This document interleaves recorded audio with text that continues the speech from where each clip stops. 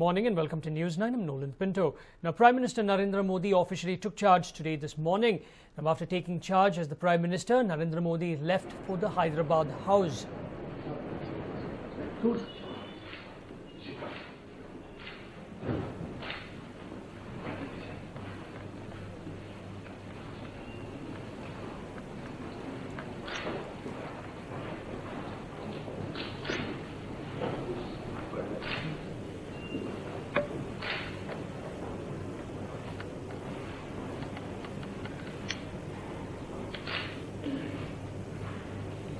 In fact, after the swearing-in ceremony that took place last evening at 6 o'clock, Modi was up and early. In fact, these are visuals coming in from the Prime Minister's office, where he was there before 9 this morning, along with his staff.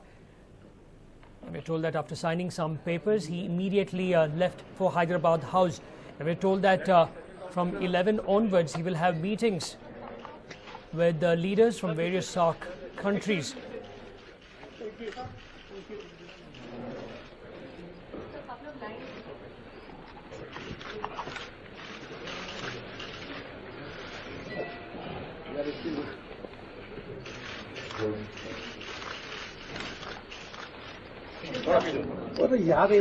In fact, Modi offered tribute to Mahatma Gandhi before taking charge. Now, in fact, on the right of your television screen, you can see Arun Jaitley taking charge of his ministry. In fact, it's a triple bonanza for him.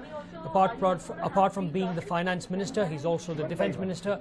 Will also be taking care of corporate affairs. Well, you can see him on the right of your television screen taking charge of his Prime Minister for having ministry.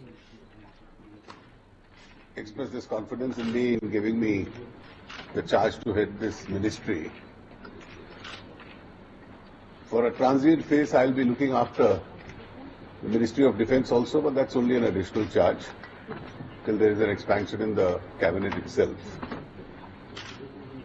I'm conscious of the fact that I'm taking over at a very challenging time, particularly when there is a need to rebuild the confidence in the Indian economy.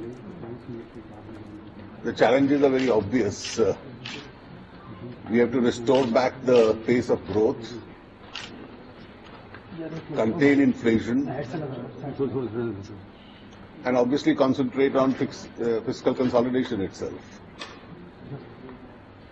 The mandate which our government has received has an inbuilt hope in it.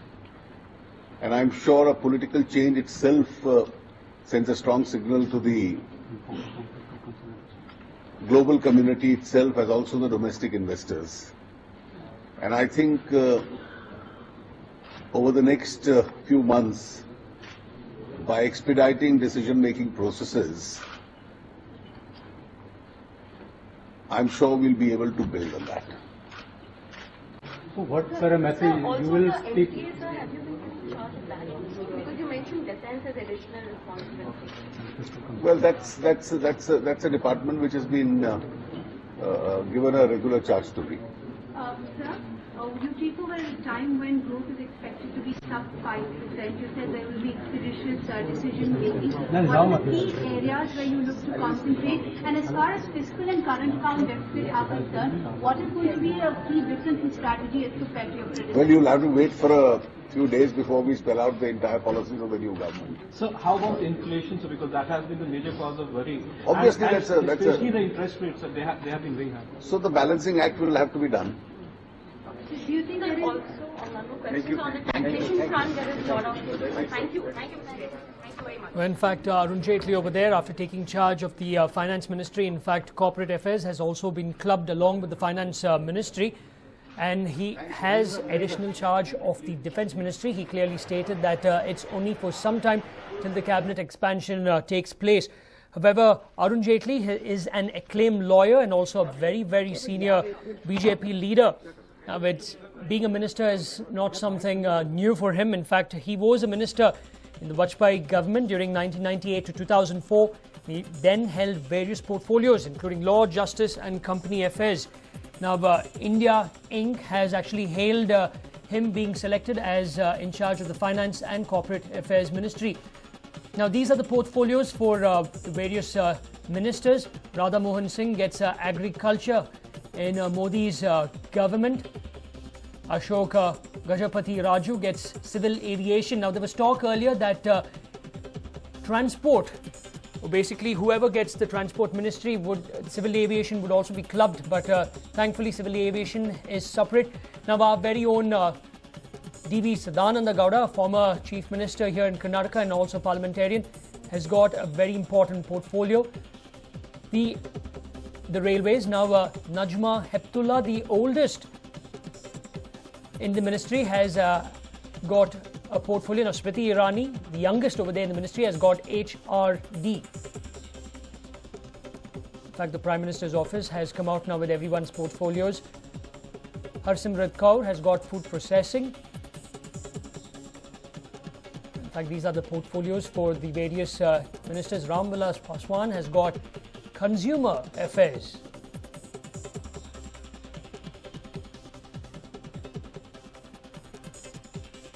Menaka Sanjay Gandhi has got women and child welfare.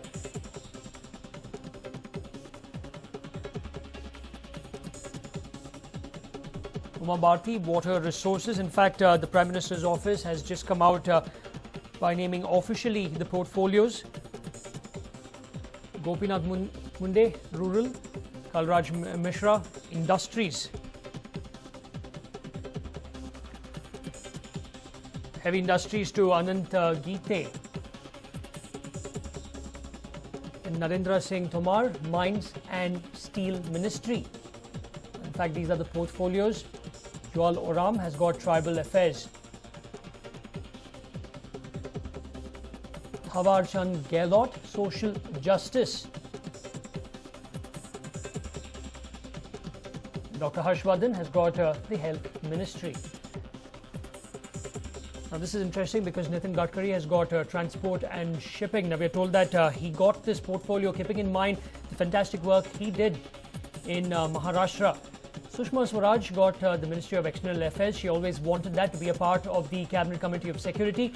Rajnath Singh now is number 2 in the Cabinet as the Home Minister of India. Ravi Shankar Prasad gets telecom and law. Anand Kumar gets chemical. In fact, it was spoken about that he would get parliamentary affairs, but as of now, we're told that officially he has secured the chemical industries ministry. And finally, Venkaiah Naidu gets urban development.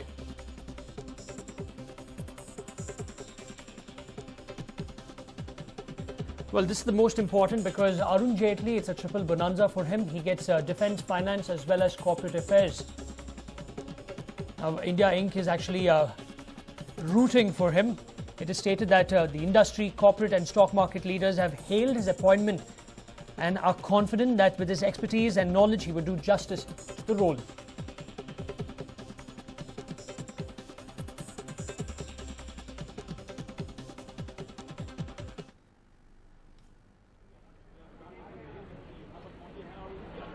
In fact, the change of guard at the corridors of power in New Delhi has also signalled a change in the chariot of the most powerful man in India.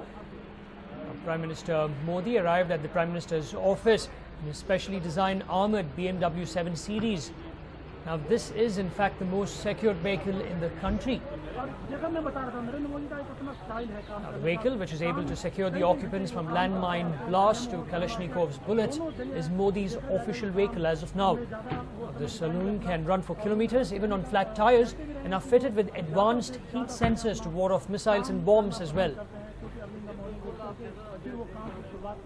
Now, on the left of your television screen, you can see Modi had used the armoured Scorpios during his campaigns around the country, and also when he was the Chief Minister of Gujarat. Even yesterday, he used his Scorpio. But as of now, as the Prime Minister of India, the SPG has sort of forced him to utilise the armoured BMW 7 Series. Now, this is one thing that he has actually inherited from former Prime Minister Dr. Manmohan Singh. And in fact, since 2003, the Prime Minister of the country has been ferried around in an armoured BMW 7 Series, flanked by a clutch of other armoured BMW X5 SUVs manned by the SPG, that is in charge of security for all high designation officials in India. Now, for long, Modi has felt at ease in the Scorpio and preferred the high-seating position of the vehicle that gives him a commanding view of the road ahead. He also likes to sit in front, next to the driver. And on the right of your television screen, you can see the armored BMWs. Now, that was when Modi left the Prime Minister's office and headed towards Hyderabad House.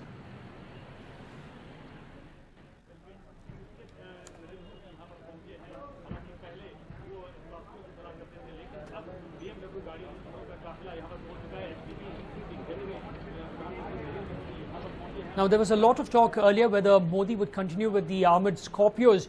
The Mahindra Group, in fact, wanted to start or open a dialogue with the SPG regarding the type of security measures that they would have to put in place for the Scorpio in order to make it fit for the Prime Minister. However, as of now, we see clearly on the right of your television screen that the SPG has sort of forced Prime Minister Modi to utilize the armored BMW 7 Series.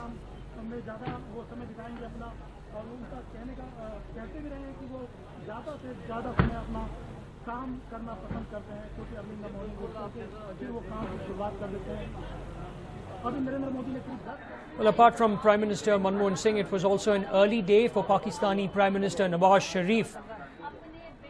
We visited the Jama Masjid to offer prayers, and he will then meet Prime Minister Narendra Modi at 12:10, we are told.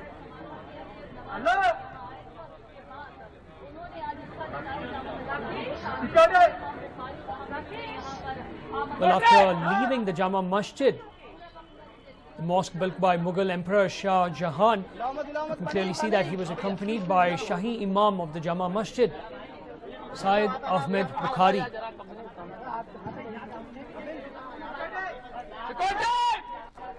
When in fact at around noon, that's at 12:10, Pakistan Prime Minister Nawaz Sharif will meet Prime Minister Narendra Modi, and officials say it will be more of an icebreaker.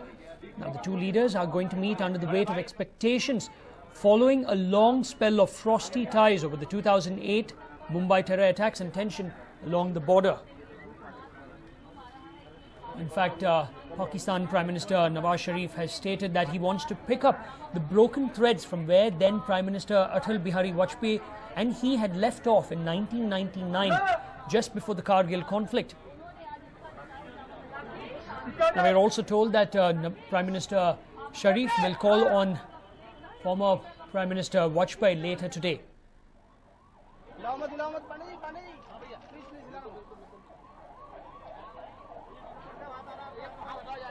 Well, on the right of your television screen, you can see security is tight over there because Pakistan Prime Minister is expected to reach Lal Killa. We are told that after the Jama Masjid, he will be heading to Lal Killa and then Chandni Chowk.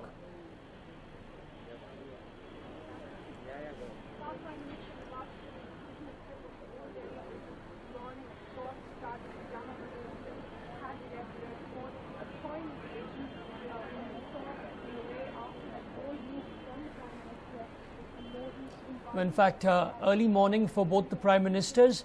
On the left of your television screen, you can see Prime Minister Narendra Modi, before taking charge in the Prime Minister's office, paid floral tributes basically there to the picture of Mahatma Gandhi. And there you can see, along with the staff, he did present along with him. He did sign certain papers. Now, after that, we are told that he left for the Hyderabad House. We are told that meetings will begin. His first meeting will be with the Afghanistan President Hamid Karzai. On the right of your television screen, you can see visuals of Pakistan Prime Minister heading out of the Jama Masjid. It was also an early morning for him. Now, we are told that before heading to the Hyderabad House, Prime Minister Nawaz Sharif will head to the Red Fort, Chandni Chowk,